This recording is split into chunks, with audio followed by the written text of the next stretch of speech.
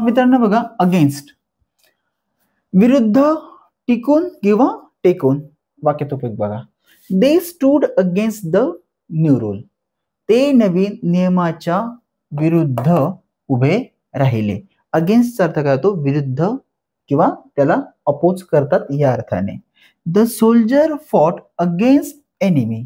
सैनिक शत्रूच्या विरुद्ध उभे राहिले किंवा ते शत्रूच्या विरुद्ध लढले. फॉट हे सुद्धा फाईटचं V2 आहे. ठीक आहे, फाईट आणि fought V2. Don't go against the rules म्हणजे नियमांच्या विरोधात जाऊ नकोस. शी आर्ग्यूड अगेन्स्ट द डिसिजन. ती निर्णयाच्या विरुद्ध वाद घालू लागली. एखादा निर्णय झाला असेल त्याच्या विरुद्ध ती काय करते? वाद करते आहे किंवा वाद घालत आहे.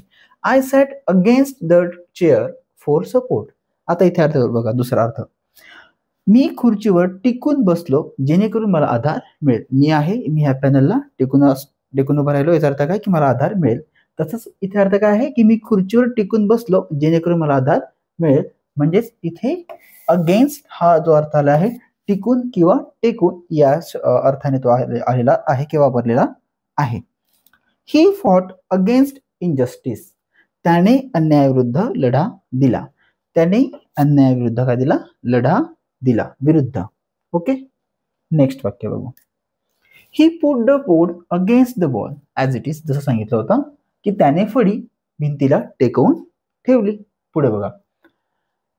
द एव्हिडन्स इज अगेन्स्ट हिम. पुरावे त्याच्या विरोधात आहे. इथे पुरावा पाहिजे, पुरावे नाही, एव्हिडन्स लिहिलेलं आहे. ठीक आहे. द एव्हिडन्स इज अगेन्स्ट हिम म्हणजे पुरावा त्याच्या विरोधात आहे.